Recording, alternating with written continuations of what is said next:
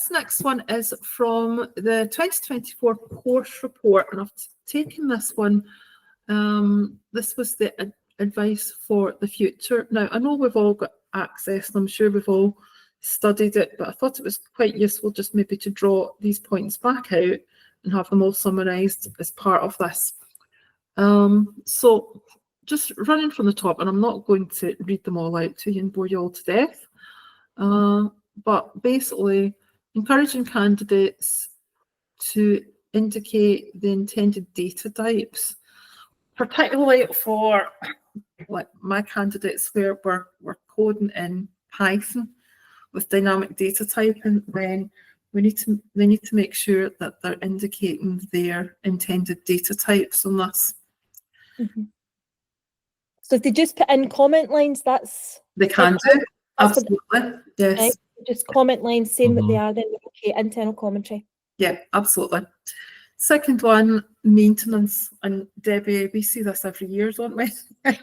You said maintenance, I put my head in my hands just to say that they do, they go straight into N5 and higher, and they forget to mention what their 3 advanced higher ones, don't they? They forget their adaptive, corrective and perfective. Exactly. So we need to make sure that they're familiar with all 3 of them. They're using the correct terminology for that. And they are looking at any costs associated with the maintenance as well. That's something they quite often overlook. Okay, this next one probably goes without saying. Make sure our candidates are familiar with all types of testing. Component, end user, final testing, integrative, usability based on prototypes, and our favourite thing, personas. Yeah. I mean, the paper doesn't give as much scope for us being entertained by the personas, does it? But on a serious note, then it's something that we just need to make sure that they're familiar, that they're comfortable with, that they can relate to the context of the question when they're answering it. In our object-oriented question, make sure that they're familiar with all of their object-oriented terminology for everything that's covered in the course. It's good to get them looking at examples, and that's maybe where some of the swag bags or takeaways can come in here. Get them used to looking at the squirrel, which is how their questions will be worded, looking at their class diagram, which particularly looking at the methods that are available, and pay attention to what's in the class diagram and the sections of code that they'll be presented with, because they will be given some of that and then they will be asked to write some more themselves, won't they? So use the information that they're given in the question. Yeah. Okay. And last point there, polymorphism, override methods, just it's worth drawing their attention to that one as well. Yes. Okay. Yeah. Moving on, database and web questions that came from the course report last year. Surrogate keys on databases. We've seen that, Debbie, when we've been marking, haven't we?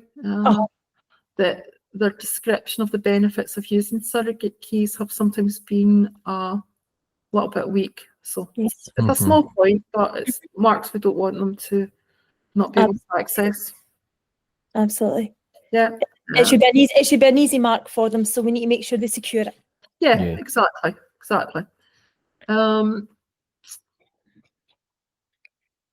Moving down, the benefits of a surrogate key to replace a compound key.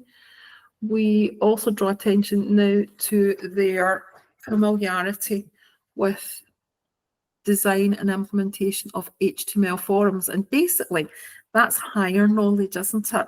HTML forms. But even our database candidates, we want them to have some basic familiarity with that, don't we? Because they have to for the integration. Absolutely, and we're going to talk about that in a bit more detail shortly. Subqueries, candidates hate it, but if they're doing database, then they definitely need to get some practice in on it. Yeah. A little bit more on the implementation of HTML forums and attention to the fact that in the specimen paper there was an example, and we in fact are also going to talk about it just shortly. Coming on to web session variables, although candidates last year could explain why a session variable was necessary, on the example of the question, they couldn't all access the marks for describing the use made of it in this particular question. So highlights the fact they probably need a bit more practice on that. Mm-hmm. Last of all, in the web section, PHP coding, MySQL functions for the advanced higher level.